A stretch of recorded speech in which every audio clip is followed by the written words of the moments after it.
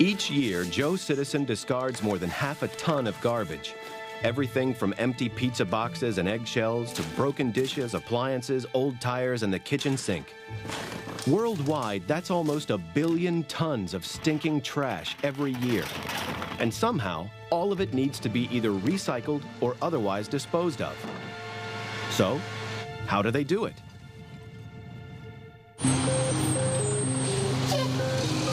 It's 6 a.m. in the San Francisco Bay Area, and Mike Abate and his refuse-wrangling colleague John Fuston are starting their weekly garbage collection round. For most of us, remembering to put out our trash bins is the end of the story. But in fact, it's just the beginning of an extraordinary, epic journey. A few years ago, strong men had to wrangle your garbage into the back of their truck. These days, a robot arm takes over that duty. One truck for recyclables, another for the truly trashy. Thanks to these robotic refuse collectors, Mike and John can empty 600 bins every trip.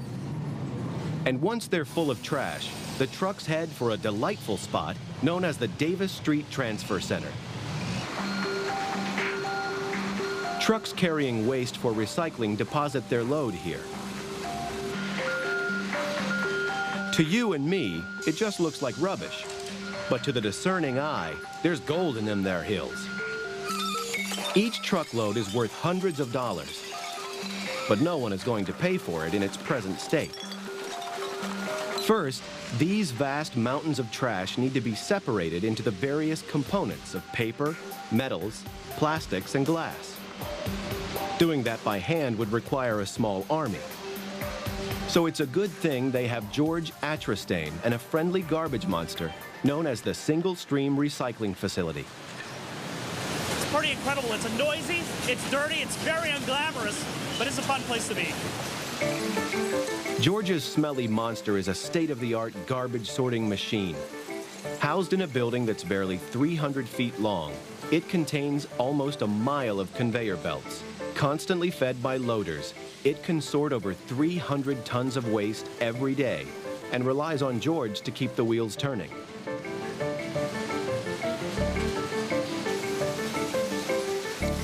First, high-power fans blast a jet of air through the trash, suspending lighter paper, metal, and plastic, leaving the heavier glass bottles to fall into a separate pile.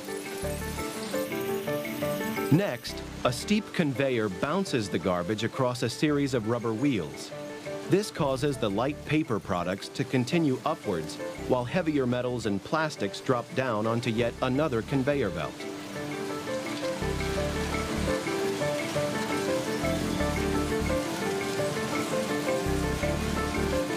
Powerful electromagnets then whisk away anything made of metal, leaving behind the plastic and other materials.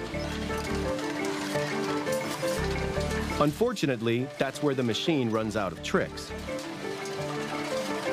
A conveyor transports the remaining waste to a team of operatives who grade the plastic into various bins under George's eagle eye.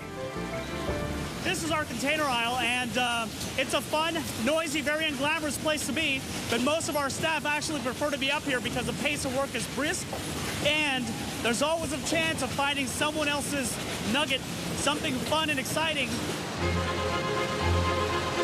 Once George and his team have finished having their fun, the waste must be prepared for sale and transportation, so it's fed into these high-powered baling machines, which turn everything into identically sized cubes. Each of these bales of paper is now worth around $200, while this bale of aluminum is worth almost 10 times as much. Thanks to their uniform shape, they can be easily lifted with standard forklifts and loaded onto trucks, which will carry them off to start a new life as a pizza box or a coffee cup. But of course, some garbage is just garbage. This stuff is no good to man or beast, so it's about to be sent down into a trashy hell from which nothing returns. This is what George and his chums call the pit. It's huge, it's noisy, and it stinks. It's as deep as a 4-story house and the size of a football field. Every week, this monstrous cavern swallows up the waste from over 1 million people. The garbage is heaped in at an extraordinary rate. But where does it go?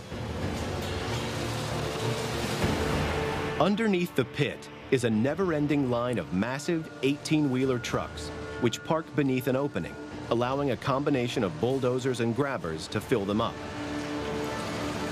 No sooner has one truck been filled to the brim with stinking trash than another appears ready for loading. Each truck carries 5 times as much garbage as a dump truck. And once they've accepted their load, they head for the burial ground.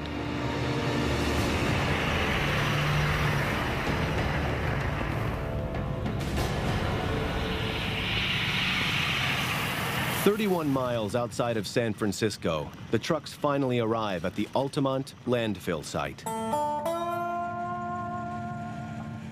Right now, it's like the barren landscape of some cold, unfriendly planet. But today's landfill is tomorrow's golf course. Stuck underground in various parts of California sits 1.2 billion tons of waste. The massive basin currently being filled has been lined with clay and a huge impermeable membrane made from high-density polyethylene and geotextile. This lining means each basin acts a bit like a giant plastic container, preventing the waste from contaminating the surrounding soil and water table. Almost half of this waste is organic material, like chicken legs and rotten tomatoes. And as it decomposes, it generates potentially explosive gases.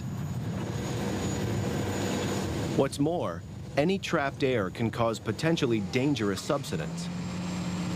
So to remove the air and make the trash good to build on, it needs to be squashed. And that's a job for the lords of the landfill, a team of enormous bulldozers and compactors. With over 7,700 tons of waste arriving every day, they must work quickly. First up is the compactor. With a pressure of nearly 40 pounds per square inch, its 50-ton wheels act like giant rolling pins, crushing the waste into solid mass. Next, it's the bulldozer's turn. They cover the waste with a layer of soil and recycled car upholstery known as auto fluff, which helps to seal in the smell and deters scavenging animals.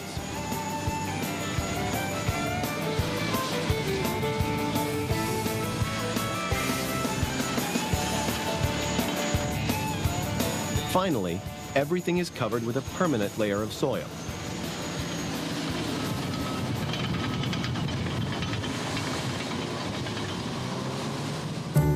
But that's not quite the end of the story, because even this buried waste is put to good use. As the rubbish rots, it gives off valuable methane gas, which is harvested by these wells, which are scattered across the site. The methane extracted feeds a gas turbine, which produces enough electricity to power over 6,500 homes.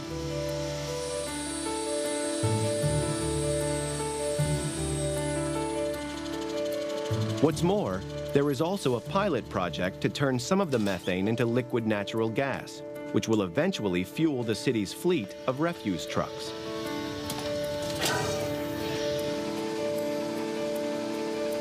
So next time you leave your bins outside of the house for collection, take a moment to ponder the incredible journey it's about to take.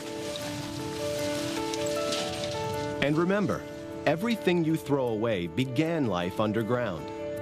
Thanks to landfill sites like Altamont, it all ends up back there. Ashes to ashes, dust to dust.